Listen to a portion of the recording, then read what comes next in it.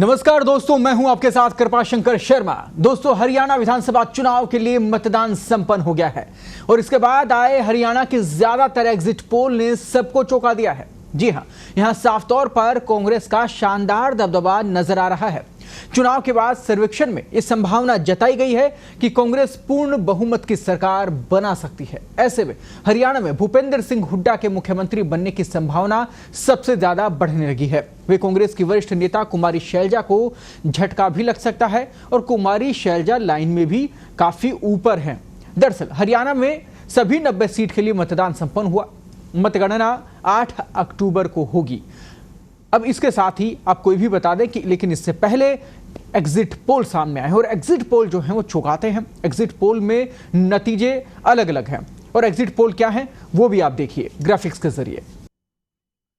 देखिए हरियाणा में exit poll क्या कहते हैं। अलग अलग एग्जिट पोल हैं। आज तक का एग्जिट पोल कहता है कि कांग्रेस को 50 से 58 सीट मिलेंगी, बीजेपी को 20 से 28 सीट मिलेगी। जबकि हम बात करते हैं जननायक जनता पार्टी की तो उन्हें 0 से 2 के बीच में सीट मिल सकती है। अन्य की बात करें तो 10 से 14 सीट उनके खाते में आ सकती है। अब बात करते हैं जागरण पोल की, जहां पर कांग्रेस को 57 सीट मिलती नजर आ रही है, बीजेपी के खाते में 22 सीटें और जननायक जनता पार्टी के खाते में 3 सीटें, जबकि अन्य के खाते में 8 सीटें मिलती नजर आ रही हैं। इंडिया टीवी के पोल की बात करते हैं, 59 सीटें वो कांग्रेस को दिखा रहे हैं उनके एग्जिट पोल के आधार पर, यानी कि काफी बड़ा आंकड़ा अपने आप में हो जाता है। और बीजेपी की बात करते हैं तो यहां पर 23 सीटों का आंकड़ा नजर आ रहा है, जबकि जजपा के लिए 2 सीटें और अन्य के लिए 6 सीटों का अनुमान यहां पर इसमें एग्जिट पोल में नजर आ रहा है।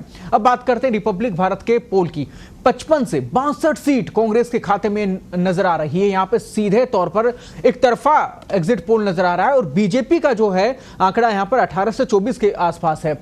जबकि हम बात करें अगर जननायक दल की तो यहां पर उनके पास में 3 सीट, लगभग 0 से 3 के आसपास सीट उनको आ सकती है। अन्य की बात करें तो 5 से 11 सीट यहां पर उनके खाते में आ सकती है।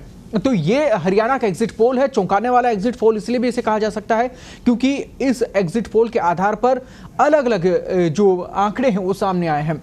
इस सर्वे में यह भी साफ कहा गया है कि इंडियन नेशनल लोकदल को 3 से 6 और जननायक जनता पार्टी को 0 से 3 सीट मिल सकती हैं। इसके अलावा अन्य के खाते में 5 सीट आ सकती हैं। तो ऐसे में देखिए, अब आपने एग्जिट पोल देखे, आंकड़े देखे और क्या कुछ इसमें परिवर्तन हो सकते हैं ये भी नहीं कहा जा सकता, क्योंकि एग्जिट पोल कई बार धरे भी रह जाते हैं, कई बार एग्जिट पोल से अलग नतीजे भी सामने आते हैं। तो ऐसे में इंतजार आपको 8 अक्टूबर का करना होगा। एग्जिट पोल्स में तो हरियाणा के लोग राज्य में मौजूदा सरकार को बदलने और कांग्रेस को सत्ता में लाने के लिए अपनी मुहर लगाते दिख रहे हैं। यह बात हरियाणा को लेकर आए ताजा एग्जिट पोल में साफ तौर पर नजर भी आ रही है। तो ऐसे में बड़ा सवाल अब यह उठता है कि हरियाणा का कौन मुख्यमंत्री होगा, यानी कि राज्य में भूपेंद्र सिंह हुड्डा का दावा लगातार मजबूत नजर आ रहा है। तो वहीं कुमारी शैलजा की बात करें तो उनकी भी उम्मीद जो है वो बड़ी है। जब उनसे पूछा गया कि अगर कांग्रेस जीतती है तो क्या वे मुख्यमंत्री बनेंगी, तो शैलजा ने कहा कि वे पार्टी आलाकमान के आधार पर चलेंगी, क्योंकि ये पार्टी आलाकमान ही तय करेगी। उन्होंने कहा कि परिणाम आने के बाद पार्टी आलाकमान फैसला करेगी। दरअसल शैलजा कई बार कह चुकी हैं कि हरियाणा का सीएम दलित हो, लेकिन इस सवाल को लेकर दलित समाज में आशा और निराशा दोनों की तरह के भाव हैं। राजनीतिक जानकारों की माने तो कांग्रेस के सीएम को लेकर हुए इस विवाद में दलित समुदाय के लिए सकारात्मक संदेश ये रहा कि शैलजा भी सीएम की रेस में दौड़ में नजर आने लगी और टॉप लिस्ट के अंदर शामिल हो गए। इन सब के साथ ही आपको भी बता दें कि तमाम अपडेट के लिए आप पत्रिका के साथ बने रहिए।